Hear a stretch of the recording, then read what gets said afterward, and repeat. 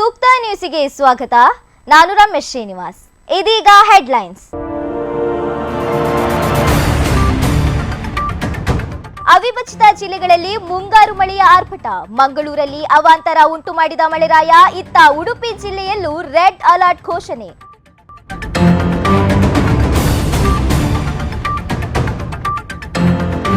Kalladka flyover ಉದ್ಘಾಟನೆಯಾದ್ರೂ ತಪ್ಪದ ಸಂಕಷ್ಟ. ಕಡಿಮೆಯಾದ ಪೇಟೆಯೊಳಗಿನ ಜನರ ಸಂಚಾರ. ವ್ಯಾಪಾರವಿಲ್ಲದೆ ವ್ಯಾಪಾರಿಗಳು ಕಂಗಾಲು.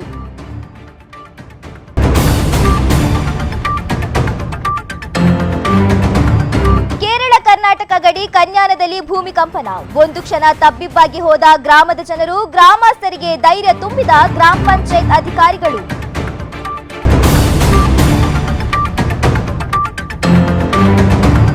ಅಚಿಕರಿನ ಬಾಲಕೃಷ್ಣ ಪೂಜಾರಿ ಕೊಲೆ ಕೇಸ್. ಆರೋಪಿ ಪತ್ನಿ ಪ್ರತಿಮಾಗೆ ಜಾಮೀನು. ಷರತ್ತುಬದ್ಧ ಜಾಮೀನು ಮಂಜೂರು ಮಾಡಿದ ನ್ಯಾಯಾಲಯ.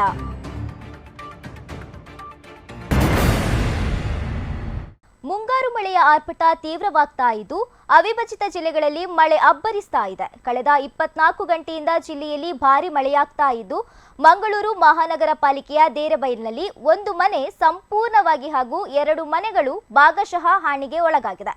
ಇನ್ನು ಇತ್ತ ಮಂಗಳೂರು ತಾಲೂಕು ವ್ಯಾಪ್ತಿಯ ಅತ್ತಾವರ, ಅರ್ಕುಳ, ಮೂಳೂರು ಹಾಗೂ ಪಡುಕೋಡಿ ಗ್ರಾಮದಲ್ಲಿ ತಳ ಒಂದರಂತೆ ಒಟ್ಟು 4 ಮನೆಗಳಿಗೆ ಹಾನಿಯಾಗಿದೆ ಎಂದು ತಿಳಿದು ಬಂದಿದೆ.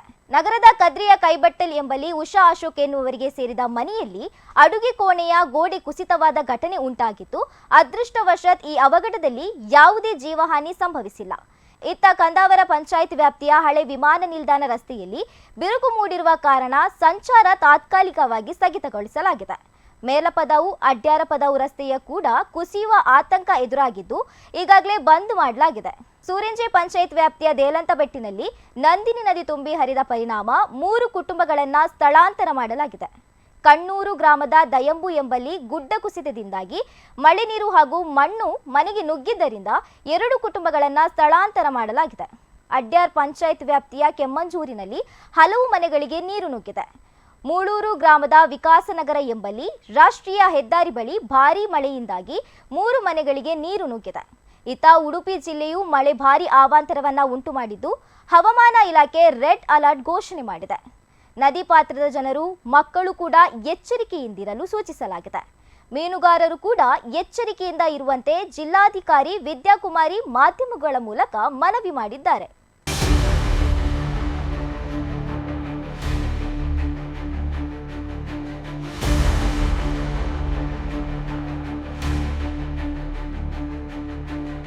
ಬಹುನಿರೀಕ್ಷಿತ ಕಲ್ಲಡ್ಕ ಫ್ಲೈಓವರ್ ಉದ್ಘಾಟನೆಯಾಗಿ ವಾಹನ ಸವಾರರ ಸುಗಮ ಸಂಚಾರಕ್ಕೆ ಅವಕಾಶವೇನು ದೊರೆತಿದೆ.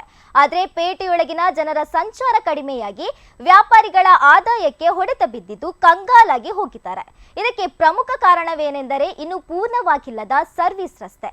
ಈ ಸರ್ವಿಸ್ ರಸ್ತೆ ಇಲ್ಲದೆ ವಾಹನಗಳು ಪೇಟೆಯೊಳಗೆ ಪ್ರವೇಶಿಸಲು ಅನುಕೂಲವಿಲ್ಲದಂತಹ ಪರಿಸ್ಥಿತಿ ನಿರ್ಮಾಣವಾಗಿದ್ದು ಹೆಚ್ಚು ವಾಹನಗಳು ಈ ಫ್ಲೈಓವರ್ ಮೂಲಕ ನೇರವಾಗಿ ವಿಟ್ಲ ಅಥವಾ ಕಾಸರಗೋಡು ಕಡೆಗೆ ಸಾಗ್ತಾ ಇದೆ.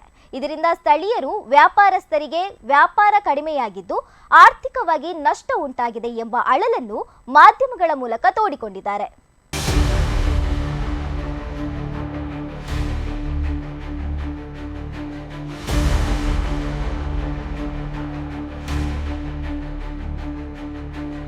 ಬಂಟ್ವಾಳ ತಾಲೂಕಿನ ಕೇರಳ ಕರ್ನಾಟಕ ಗಡಿ ಪ್ರದೇಶವಾದ ಕನ್ಯಾನ ಗ್ರಾಮದ ಮಂಡ್ಯೂರಿನಲ್ಲಿ ಸೋಮವಾರ ಭೂಮಿ ಕಂಪಿಸಿದ ಅನುಭವವಾಗಿದೆ.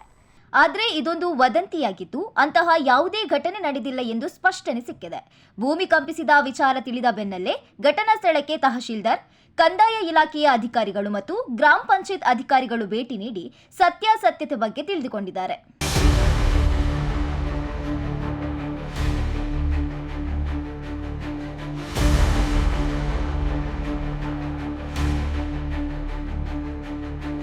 ಕಾರ್ಕಳ ತಾಲೂಕಿನ ಮಣಿಗ್ರಾಮದ ಅಜಿಕಾರಿನ ದೆಪ್ಪುತ್ತೆ ಎಂಬಲ್ಲಿ ಕಳೆದ ವರ್ಷ ಅಕ್ಟೋಬರ್ 20ರಂದು ನಡೆದಿದ್ದ ಬಾಲಕೃಷ್ಣ ಪೂಜಾರಿ ಕೊಲೆ ಪ್ರಕರಣಕ್ಕೆ ಸಂಬಂಧಪಟ್ಟಂತೆ ಬಂಧನಕ್ಕೆ ಒಳಗಾಗಿದ್ದ ಪತ್ನಿ ಪ್ರತಿಮಾಗೆ ಕರ್ನಾಟಕ ರಾಜ್ಯ ಹೈಕೋರ್ಟ್ ಷರತ್ತುಬದ್ಧ ಜಾಮೀನು ಮಂಜೂರು ಮಾಡಿದೆ. ಮೃತ ಬಾಲಕೃಷ್ಣ ಪೂಜಾರಿಯ ಪತ್ನಿ ಪ್ರತಿಮಾ ಮತ್ತು ಆಕೆಯ ಪ್ರಿಯಕರ ದಿಲೀಪ್ ಹೆಗ್ಡೆ ಸೇರಿ ಈ ಕೊಲೆ ಮಾಡಿದ ಆರೋಪದಡಿಯಲ್ಲಿ ಅಕ್ಟೋಬರ್ 25ರಂದು ಅಜಿಕಾರು ಠಾಣೆಯ ಪೊಲೀಸರು ಇಬ್ಬರನ್ನ ಬಂಧಿಸಿದ್ರು. ತನಿಖೆ ಸಂದರ್ಭದಲ್ಲಿ ಸಾಕ್ಷ್ಯಾಧಾರಗಳನ್ನು ಸಂಗ್ರಹಿಸಿ ಅಚಿಕಾರು ಪೊಲೀಸರು ಆರೋಪ ಪತ್ರ ಸಲ್ಲಿಸಿದ್ರು. ಇದೀಗ ರಾಜ್ಯ ಹೈಕೋರ್ಟ್ ಪ್ರಕರಣದ ಪರಿಶೀಲನೆಯ ನಂತರ ಪ್ರತಿಮಾಳಿಗೆ ನಿಗದಿತ ಷರತ್ತುಗಳೊಂದಿಗೆ ಜಾಮೀನು ನೀಡಿದೆ. ಕಳೆದ ಕೆಲವು ತಿಂಗಳ ಹಿಂದೆ ಪ್ರಿಯಕರ ದಿಲೀಪ್ ಹೆಗ್ಡೆ ಕೂಡ ಜಾಮೀನಿನ ಮೇಲೆ ಬಿಡುಗಡೆಗೊಂಡಿದ್ರು.